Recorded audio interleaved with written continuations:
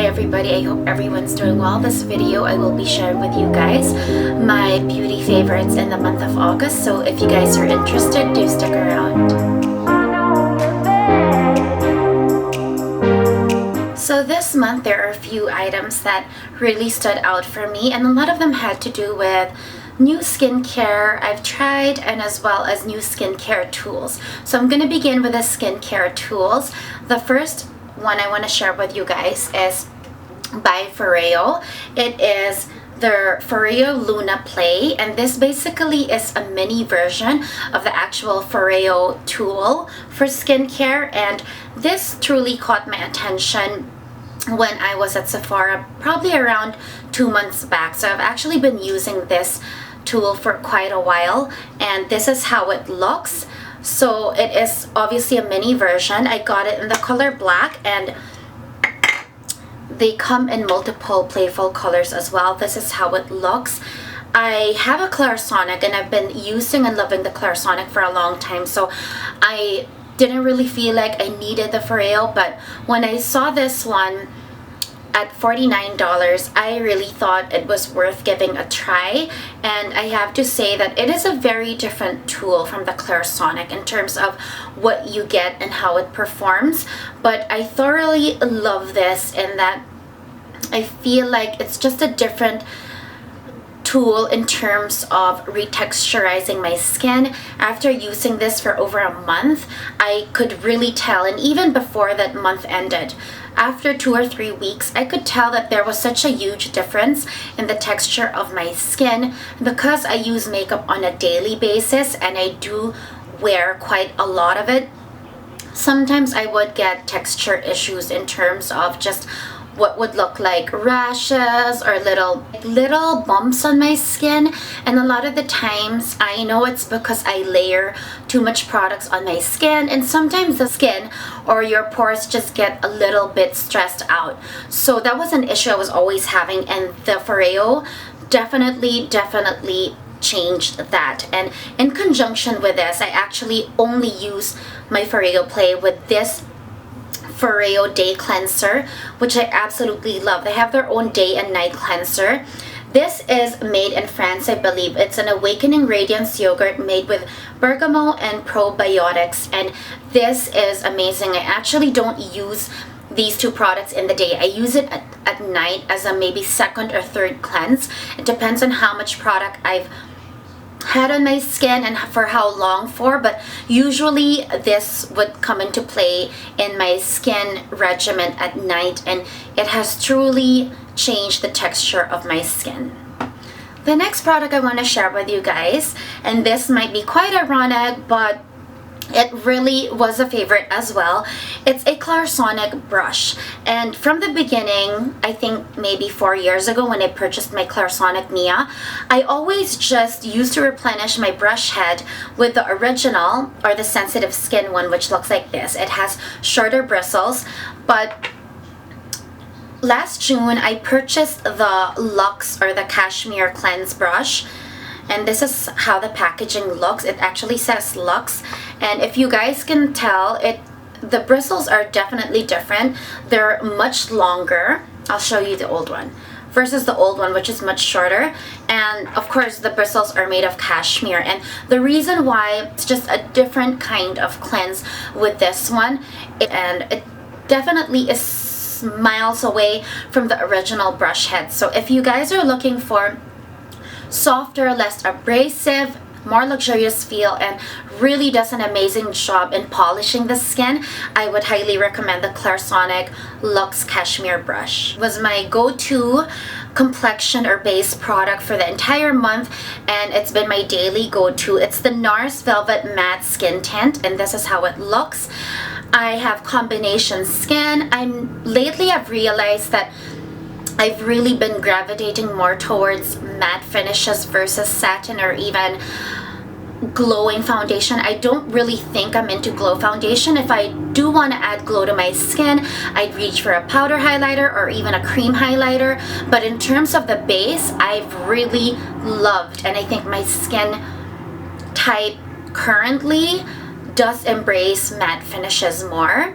The shade that I have is Light to Alaska, and in MAC I'm in NC30. This product gives me medium to buildable full coverage, but without looking cakey on my skin. I love the finish that it gives. I currently have it on and it just looks like a very natural finish to the skin. Obviously, I can't detect it so much. I don't think I would say that this is better than my Dior Skin Star. It's not an HD foundation, or at least doesn't market itself as that. So I probably would use this more on a daily basis, which is what I've been doing. And for daily use and in person, it's gorgeous. But for photo shoots, probably I would go with my other Holy Grail foundations, but on a daily basis, this has definitely been a favorite, and I love the medium coverage that it gives. The next products I want to share with you guys are the skincare products that I've truly embraced and loved this past month. And one of them might be a surprise, because even if it's definitely one of the products from Dior that I always recommend first if you want to be introduced to the skincare line of the brand. It is something that I've had for years and I've always had with me no matter where I was living, but I never really have gotten out here or made a video about this or a full review, and I think definitely soon I should. It's well overdue. It's the Dior One Essential Boosting Detoxifying Serum. This product is my first step to any skincare regimen. What it does is detoxifies the skin, but at the same time it boosts any other skincare that I put after it, so by 4 times. So regardless of what moisturizer, serum, or brand I use, the One Essential just makes the product work 4 times more effective than on its own. And for some reason, it's just been in the past month that I have been reaching for this religiously daily in my regimen, and I really truly for the first time have seen the difference it has made on my skin. When I first moved back to Vancouver, I had a lot of skincare issues, skin issues, because of the transition and the difference and the change in the environment. I got a lot of dry patches. My skin was still combination. I would get oily, but at the same time my T-zone, especially my chin and the area around my nose, I would get so much dry patches I could not control, and that was very rare for me. But ever since I've been using this and doing my nighttime regimen, which largely in the past month was largely Dior, I really have seen a tremendous improvement in my skin, especially with the dry patches concerned. They've actually just completely gone. The 2 other Dior products that I've introduced and been using religiously daily in my night routine are these 2 Dior products. One is the Capture Total. From the Capture Total range, it's the Universal Texture Moisturizer. This one is a bit thicker as a cream in relation to the other moisturizers that I would use, let's say, Ole Henriksen's Sheer Transformation, but you need very little, and I probably can show you guys how I do my night routine to give you more of a gauge of how much you need. And then I would follow that up with the Dior Hydralife Jelly Sleeping Mask just to seal everything in, and this would be my last step. 2 products that I've sampled thoroughly in the past few weeks and I've grown to truly love, but unfortunately they are sold out currently in NARS from Vancouver, so I've just been using the samples I've received, but nevertheless they definitely make the list of my favorites and definitely the list of my soon to purchase skincare products. One is from Omorovicza, and this brand is UK based. It's the skincare brand from Budapest. This is how the sample looks. This is the Refining Facial Polisher. It looks like blue ink. It has a little beads on it. It has little beads on it. It reminds me of Kate Somerville's Exfoliate, but definitely Upon first use, I could tell the difference, and it immediately sold me to it in spite of the price point. It is more refined and sophisticated, and even its beads are less abrasive than Kate Somerville's. Also, the formulation is less stingy. This one is very, very soothing. I tell that in terms of texture and feel, I do like it more than the Kate Somerville Exfoliate, and I don't know if I can really tell, although I've been reaching for it so much more than any skin polisher or exfoliator that I have. And I can feel that after I use it though, it is less drying and leaves my skin more supple than a lot of the other physical exfoliators I have.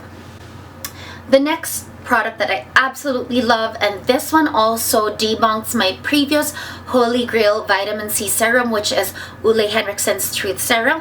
This is Morelli, which is a dermatologist brand based in Vancouver. Actually, he is an actual dermatologist, and I've gone through numerous samples of this kind. This is their vitamin C face and eye serum, physician directed medicine, and the texture again of this and how it just really is quickly absorbed in the skin. It feels extremely moisturizing as well. I can tell that my skin is more brightened, looks more healthy since I've been using this product. And I did realize that vitamin C serum, because I've been out of my Ole Henriksen Truth Serum, or I just can't find the one that I have, really has made a difference in the way that my skin looks. And I think it was one of the ingredients that has lacked in my routine for the longest time. Another favorite complexion product. So if you guys will notice in this video, I didn't really have any eye products or lip products that I favored much or that stuck to me or stood out for me in the past month in terms of new things I was reaching out for, but this definitely is one of them. So it's a lot of mostly skincare and complexion products, because in the previous months I've been having so much skincare issues or skin issues or concerns. This definitely was a game changer. I included it instantly in my ride or die video, which I will put the link down below. This is the La Prairie Cellular Treatment Compact Powder.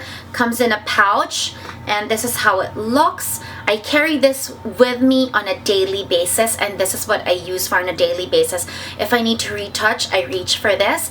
And primarily what I love about this powder is that it doesn't dry me out throughout the day when I retouch. Because I had dry patches, most of the powders that I would typically use or carry around with me just exacerbated that. And when I would retouch in the middle of the day, because my T-zone was oily or my foundation was breaking down, it just made it more obvious, my dry patches. This did not do that at all. It is medium to even full coverage. The shade that I have is rose beige, and it comes with a puff as well. It is gorgeous to apply even with a sponge it comes in, and even dry.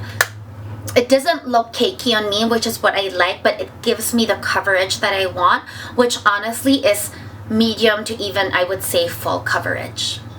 Last but not the least is the fragrance that I have been reaching for daily in the past month. It's the newly launched Miss Dior called Absolutely Blooming. This is definitely up my alley. If you're looking for something that's a bit more intense, it still has that sweet, romantic undertone to it, because that's what Miss Dior is all about.